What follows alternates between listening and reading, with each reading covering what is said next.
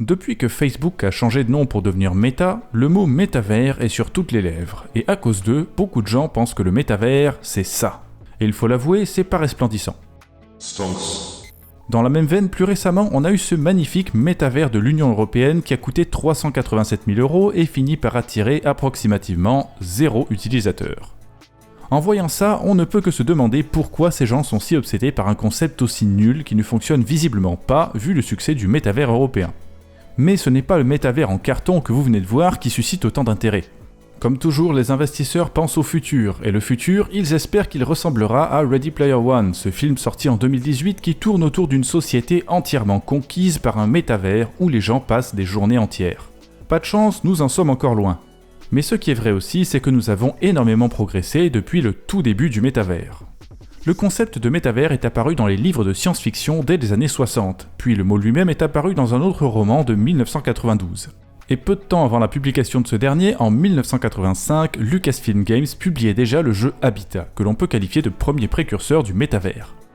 Bien qu'il soit très loin de l'idée qu'on se fait d'un métavers aujourd'hui, la publicité de l'époque affirmait qu'Habitat était, je cite, « un endroit où des milliers d'avatars, chacun contrôlé par un humain différent, peuvent se rassembler pour former une société imaginaire ».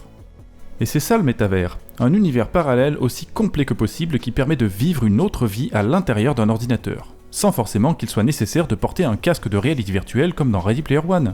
Pour qu'un métavers soit un métavers, l'essentiel c'est qu'il s'agisse d'une simulation aussi réaliste que possible, avec parfois des éléments fantaisistes bien sûr, et dans laquelle on dispose également de droits de propriété, d'une identité bien précise, etc. On voit donc bien avec les mots qui ont été choisis dans la pub d'Habitat que l'ambition de créer un métavers était déjà là. Mais la technologie était largement insuffisante pour y parvenir et l'infrastructure coûtait trop cher pour que ça soit rentable, donc tout a été désactivé en 1988. Au fil des ans, quelques autres jeux du genre sont apparus avec des ambitions relativement similaires mais n'ont pas beaucoup fait parler d'eux, tout comme Habitat d'ailleurs, qui n'a jamais été à la une des journaux nationaux états-uniens et qui est resté relativement inconnu. Le moment où le métavers a vraiment commencé à se faire connaître du public, c'est avec Second Life, un jeu sorti en 2003 qui s'est très vite retrouvé dans les plus prestigieux journaux, autant en Amérique qu'en France, même s'il a encore n'utilisait pas trop le mot métavers et que les graphismes n'étaient pas exactement réalistes non plus. Simplement, à une époque où de plus en plus de gens avaient internet, le jeu a su trouver son public et des millions de joueurs sont venus faire l'expérience d'une deuxième vie dans ce monde parallèle où l'immobilier était encore abordable. Certains ont su faire fortune en vendant leurs services sur Second Life, des personnages plutôt originaux sont apparus alors qu'une culture unique à Second Life apparaissait, et puis, plus rien. Quelque temps avant la fin des années 2000, le jeu a disparu des esprits aussi vite qu'il y est apparu, et d'autres sujets ont pris sa place comme les réseaux sociaux infiniment plus populaires que Second Life, ou encore la crise économique. Une dizaine d'années après, le métavers était de retour, et cette fois-ci il avait un nom. Ce qui est assez normal, puisqu'après tout, il fallait bien trouver un mot pour désigner ce phénomène qui était beaucoup plus répandu qu'avant. Contrairement à Second Life qui était pratiquement seul sur ce marché, le métavers d'aujourd'hui comprend un grand nombre de projets, tous uniques, avec des objectifs et des concepts complètement différents. Certains sont des bacs à sable qui sont comparables à Second Life, et d'autres sont des jeux d'action massivement multijoueurs à base de science-fiction ou de magie dans lesquels on peut discuter, jouer et même travailler. On se rapproche donc un peu plus du métavers dont certains rêvent. Pour couronner le tout, les métavers qui tournent autour de la crypto promettent également de nouvelles possibilités d'investissement, notamment dans de l'immobilier virtuel. La question qu'on se pose alors, c'est est-ce que ça vaut le coup d'y investir ? En fait, ça dépend de ce qu'on achète. La monnaie associée quand il y en a une, ou bien les parcelles de terre et autres objets virtuels non fongibles. Pour ce qui est des objets dans le métavers, il faut garder à l'esprit que les métavers ne sont rien de plus que des jeux vidéo sophistiqués, avec certes une économie dédiée et un monde persistant. Donc investir dans les objets au sein d'un métavers doit se faire avec les mêmes règles que pour un jeu vidéo normal. Et les développeurs de métavers semblent avoir oublié ça, parce qu'il va en falloir de la richesse pour vraiment laisser son empreinte sur cet univers parallèle. Dans le monde de Mirandus, on vous facturera pour obtenir la plus chère des parcelles la bagatelle de 5,4 millions de jetons Gala Games, qui est actuellement à 5 centimes de dollars, ce qui fait un prix d'environ 270 000 $ pour le titre de propriété de la soi-disant ville de l'archiduc. Et apparemment ça a été vendu. Incroyable ? Eh ben pas tant que ça en fait. Du côté de Star Atlas, ce fameux jeu super balèze et beaucoup plus réaliste, on vous demandera 1,7 million de dollars pour un manoir qui aurait sa place sur Arrakis. Et là, on ne s'embête pas à vous faire croire que c'est utile d'investir dans leurs jetons, puisque vous payez directement en USDC. Moi, avec 1,7 million de dollars, je joue à autre chose et je pars à la retraite, mais peut-être que vous n'êtes pas du même avis. Et puis c'est vrai, il y a aussi des parcelles dont les tarifs sont beaucoup plus abordables. Le problème, c'est que même les moins chers sont trop chers. Regardez la tier 0 de Star Atlas. C'est juste un cube de 5 mètres de côté, parfaitement dystopique, qui fera tout le bonheur des claustrophobes en leur permettant de simuler la vie dans un ascenseur. Et ce cube coûtera seulement 68$, c'est-à-dire le prix maximal d'un jeu de console nouvelle génération le jour de sa sortie ou environ le prix d'une soixantaine de jeux PC achetés sur Humble Bundle. On a donc de manière générale des actifs en jeu qui sont beaucoup trop chers sous prétexte qu'ils utilisent la blockchain et qu'il y a une économie permettant de gagner de l'argent réel. Ce n'est pas illégal de vendre un produit beaucoup plus cher que ce qu'il vaut vraiment, mais ça risque de faire fuir les joueurs qui veulent quand même pouvoir jouer sans avoir à vendre l'essentiel de leurs organes internes pour financer l'achat du moindre petit objet. Et si les joueurs ne sont pas attirés, les titres de propriété méta-immobilier et autres jetons associés risquent fort de voir leur valeur s'écrouler.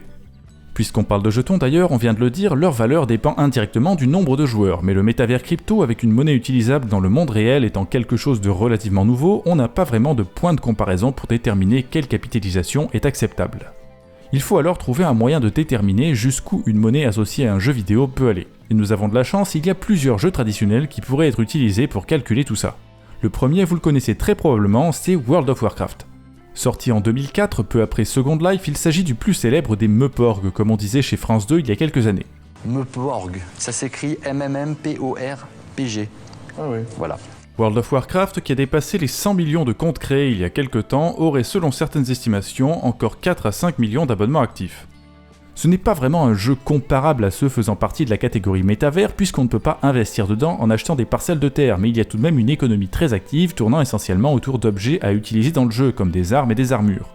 Cette économie fonctionne grâce à une monnaie, les pièces d'or, et il se trouve qu'en 2020, un employé de Blizzard a publié un PDF dans lequel on apprend qu'il y a 10 millions de transactions par jour et que dans ce même laps de temps, 21 milliards de pièces d'or sont échangées. Ce chiffre est difficile à utiliser parce qu'il prend en compte sans les différencier des pièces d'or provenant de deux types de serveurs différents, le serveur classique et le serveur normaux, qui ont des économies et une inflation différentes. En plus, il n'est pas possible d'obtenir un historique des prix de l'or à l'époque, donc il est difficile de faire le calcul maintenant. Cependant, on peut trouver sur Reddit deux estimations publiées par des utilisateurs au moment de la parution de ce document. Le premier estime que le volume journalier de 21 milliards de pièces d'or correspond à 2,1 millions de dollars, et l'autre estime que ça correspond à 3,5 millions de dollars. A priori, nous sommes donc face à une monnaie dont le volume journalier est plus ou moins de 3 millions de dollars, que j'ai arrondi pour éviter les virgules. Maintenant, le problème, c'est que le volume n'est pas très utile, il nous faudrait aussi surtout la capitalisation. Mais le chiffre n'est pas disponible. On ne peut donc que tenter une vague approximation en fonction du rapport volume-capitalisation des monnaies existantes. Si on regarde les volumes de Bitcoin et d'Ethereum, ils sont généralement aux alentours de 5 à 10% de leur capitalisation. Sur cette base, on pourrait donc imaginer que l'or de WoW aurait une capitalisation de 10 x 3 égale 30 millions de dollars.